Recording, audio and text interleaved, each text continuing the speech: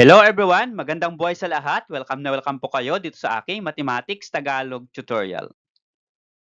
Sa video na ito ay magpipresent po ako ng different multiple choice questions as practice review or practice test for the upcoming fourth quarter periodical test.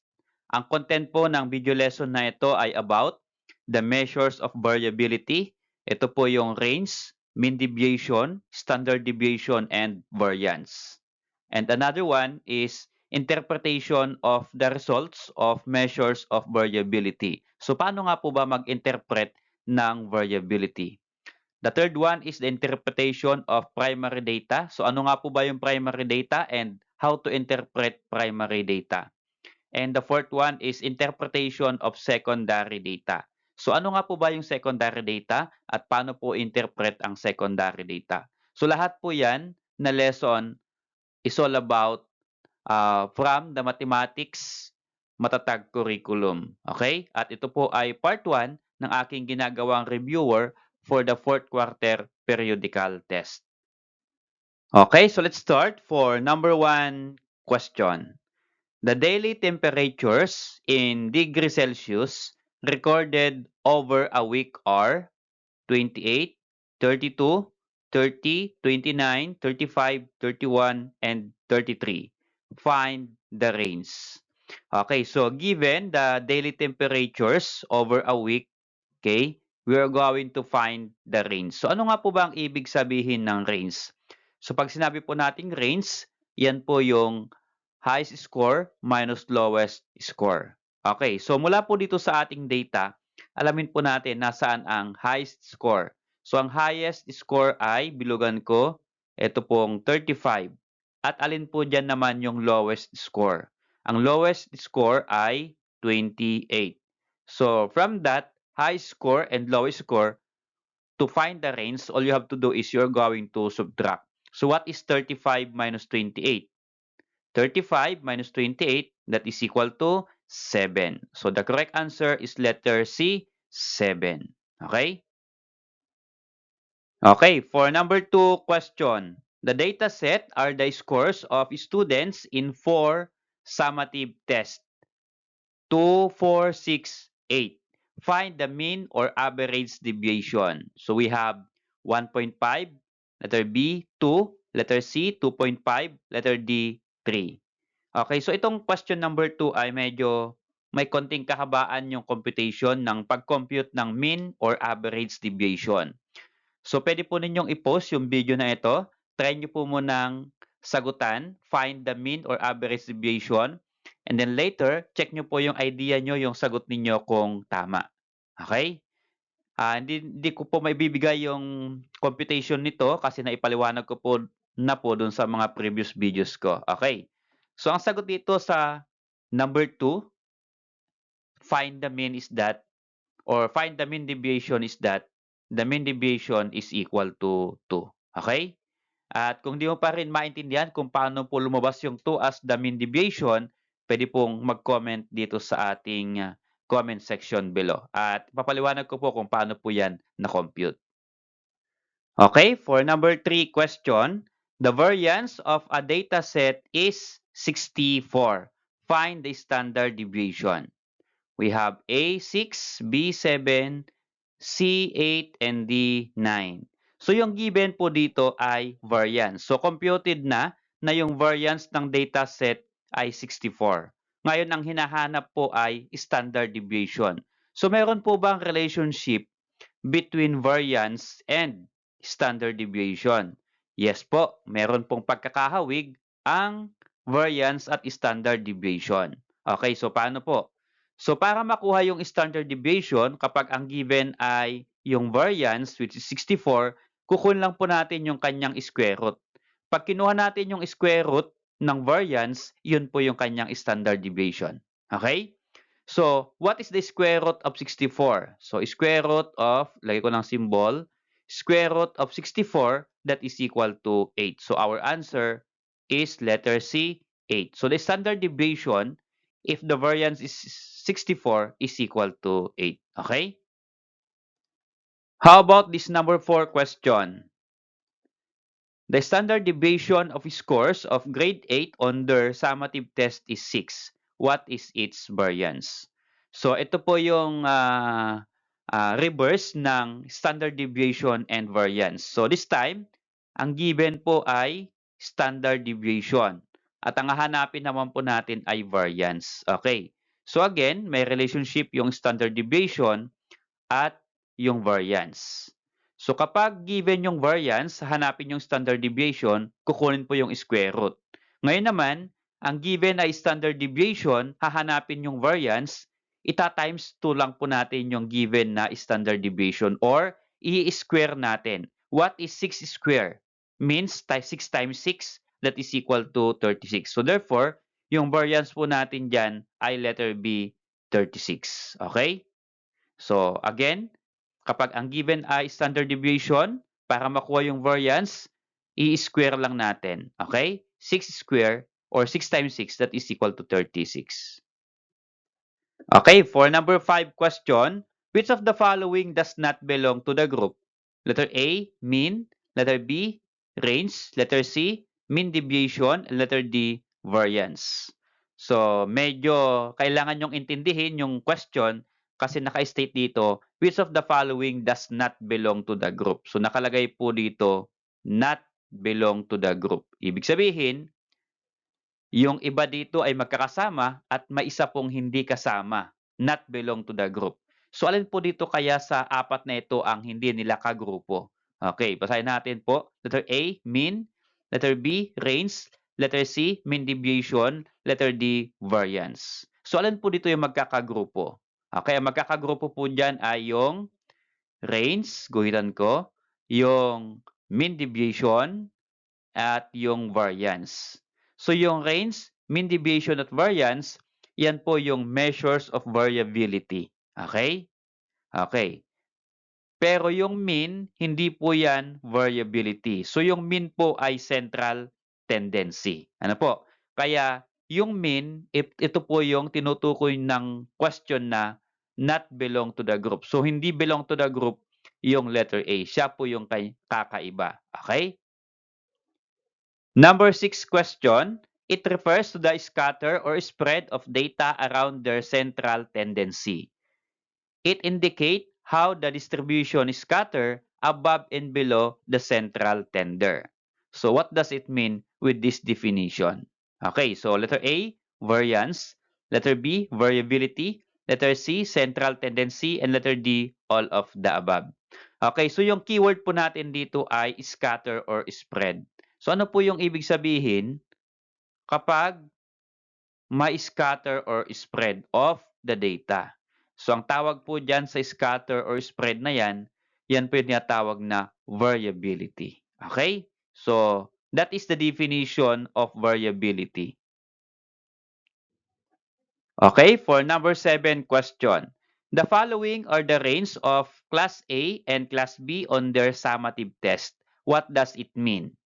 For Class A, the range is equal to 5. For Class B, the range is equal to 9. So ano pong ibig sabihin ng range ng Class A at Class B if you're going to compare? Okay, so kita natin kaagad na yung Class A ay smaller range than Class B. Okay? So mas maliit yung range ng Class A, mas malaki yung range ng Class B. So ano pong ibig sabihin nito? Okay, ito po yung ating choices. Class A shows greater diversity in achievement. Letter B, Class B shows greater diversity in achievement. Letter C, Class B shows more consistency in achievement. And letter D, all of the above. So ano pong ibig sabihin ng range? Okay? Iko-compare natin yung mas maliit na range sa mas malaking range. Yan po ay letter B. So Class B shows greater diversity in achievement. So ibig sabihin, kapag ang range ay mas malaki, kumpara dun sa isa pang mas maliit na range, ang tawag po dyan ay greater diversity. Okay. More diverse po ang range ng Class B kasi mas malaki po yung range. Okay? Kapag kasi itong Class A, ang range po niya ay 5. Ang tawag po diyan ay more consistency. Consistent po yung range. Kapag mas malaki naman, diverse po yung range. Okay? Kaya ang sagot natin ay letter B. Okay, how about this number 8 question? The managers of two stores, Store A and Store B, want to understand the consistency of their monthly sales figures. The mean deviation of the sales for the past year are as follows. Store A, MD or mean deviation is approximately 2. Store B, the MD or mean deviation is approximately 5. Okay, so here sa store A, mas maliit yung kanyang mean deviation 2 compare sa store B na ang mean deviation ay 5. Okay, so ano po ang ibig sabihin kapag mas maliit yung mean deviation o kaya mas malaki naman yung mean deviation? Okay, ito po yung ating choices. Letter A, store A is more consistent than store B. Letter B, store B is more consistent than store A. Letter C, store A and B have the same consistency. And letter D, none of the above. Okay. So pag sinabi po nating mean deviation, parang kagaya din lang po ito ng range na consistency and diversity. Ano po? Kasi ang mean deviation ay scatteredness ng data. Okay. So here, since consistent po yung kanyang tinutukoy, ibig sabihin pag consistent, mas maliit dapat yung kanyang mean deviation. Yun po yung consistent. Pag sinabi nating diversity, mas malaki naman. Okay? So here, ang term po dito sa ating choices ay consistency. Then, dapat yung mas maliit po ang more consistent. Okay? Kaysa sa mas malaki. So, store A is more consistent than store B. So, mas maliit ba yung A kaysa B? Yes, okay. A is 2 and B is 5. So, ibig sabihin, ang sagot po natin dyan ay letter A. More consistent po yung store A kasi mas maliit yung mean deviation compare sa store B na ang mean deviation ay 5. Okay? Okay, for number 9 question. Which of the following data collection gives primary data? Okay, so we have A, interview, B, newspaper, C, radio, and D, all of the above. So alin daw po ditong data collection? So lahat po ito ay data collection. Itong A, B, C, and D. Okay? Pero dapat ang makokollect po nating data ay primary data. So ang keyword po natin dito sa ating question ay primary data. So alin po ba dito yung mga data collection na ito na kapag nakakollect tayo ng data, ang tawag sa data ay primary data. So again, hindi mo masasagutan itong question kung hindi mo alam ang ibig sabihin ng primary data. So ang ibig sabihin po ng primary data, kapag nag-collect ka ng data, ay first hand po yung data. Ano pong ibig sabihin ng first hand? Parang sa motor, brand new. Ikaw yung unang makakahawak ng data. Sa motor, ikaw ang unang makakahawak ng motor. Okay. So alin po dito yung mga kapag nagkolekta ka ng data ay first hand data. Okay? Or brand new data. So yung letter A, interview. Ibig sabihin, ikaw mismo mag-interview dun sa tao na kukuhanan mo ng data. Okay, so ibig sabihin, yung interview, yan po yung ating primary data. Okay, pero yung letter B, newspaper. So yung newspaper po, yung data doon ay nakolek na ng ibang tao, isinulat sa newspaper, tapos ikaw naman magbabasa ng newspaper, pangalawa ka na po yan. So hindi na po primary data itong letter B. Ang tawag po dito ay secondary data. Yung radio, gawin din. Yung data na makukuha mo sa radio ay hindi na po first hand, hindi na po brand new na data. Okay? Yung galing sa radio, iyan po yung secondary data. Letter D, pampagulo lang po na choices, all of the above. Kaya ang sagot po natin for primary data ay interview. Okay?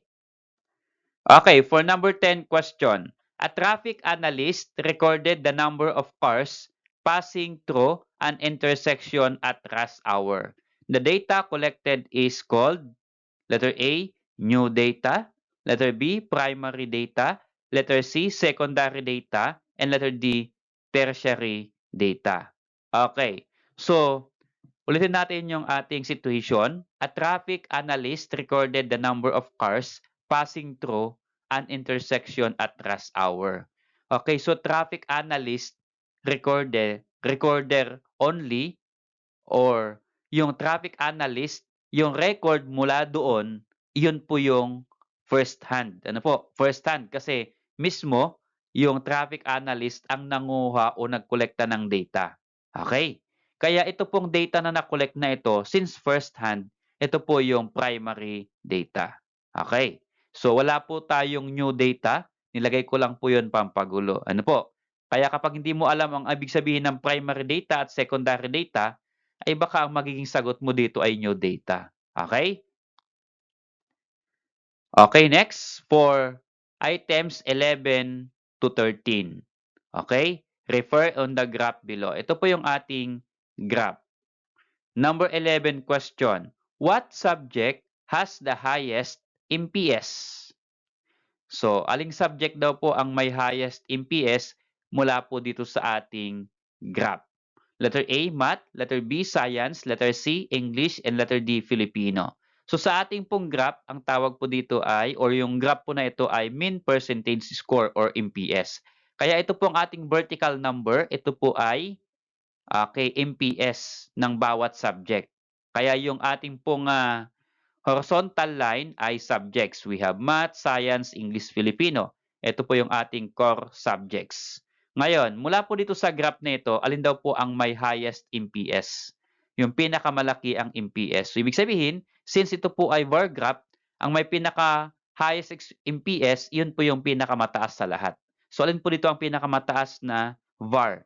Ito pong Filipino. Okay, so therefore, Filipino po, letter D sa ating choices ang may highest MPS. Okay? How about number 12 question? What is the lowest MPS among the four core subjects? Letter A, 100%. Letter B, 80%. Letter C, 60%. And letter D, 40%. So mula po dito sa ating graph, alin po dito ang may pinakamababang MPS? Anong percentage? So actually, ito pong 100 po ba sa 20, ito po ay percentage din po ito. Ang MPS po kasi ay percentage, pero hindi ko na po nilagay dito yung symbol na percent dito po sa ating table. O, dito po sa ating graph. Okay? So, alin po dito ang may pinakamababang MPS? So, ang may pinakamababa po dyan ay math at ang MPS po niya ay only 40%. Okay? Yung 40% ay ito po ay letter D sa ating choices. Okay, so how about this number 13 question? Again, based on our graph. What does the graph want to show? So ano pang gustong ipakita ng graph? Okay? Letter A, Filipino indicates strong mastery and performance. Letter B, Math indicates strong mastery and performance. Letter C, it just a graph. Letter D, all subjects are better in performance. Okay. So, alin po dito ang gustong ipahiwatig ng graph dito po sa ating choices? Okay. So, sa ating choices, tingnan natin yung letter A, yung Filipino ba ay nagsasabi na mayroong strong mastery and performance? Filipino, ito. Okay. So, sa ating graph, pinakamataas yung VAR ng Filipino. Okay. Abot siya ng 80%. So, ibig sabihin, yung Filipino ang may strong mastery and performance. Okay? Pag sinabi po natin, tingnan natin yung ibang choices. Pag sinabi natin letter B, math indicates strong and mastery performance. So, yung math po ay pinakamababa yung kanyang MPS. So, ibig sabihin, mas less yung kanilang mastery at hindi po gaano kalaki yung kanilang performance. Ito po yung pinakamababa ang performance, yung math. Kasi ang MPS lang po niya ay 40%. Okay, kaya mali po yung letter B. Letter C, pampagulo lang po yung mga gantong choices. It just a graph. Letter D, all subjects are better in performance. So hindi naman lahat ng subject ay pare-pareho ang performance. Kapag pare-pareho ang performance, dapat pantay-pantay po yung kanilang VAR. Okay? Salamat sa panonood mga anak. I hope na mayroon kayong konting natutunan sa aking ginawang reviewer. Okay, abangan po ninyo yung part 2 ng ating reviewer for the fourth quarter periodical test.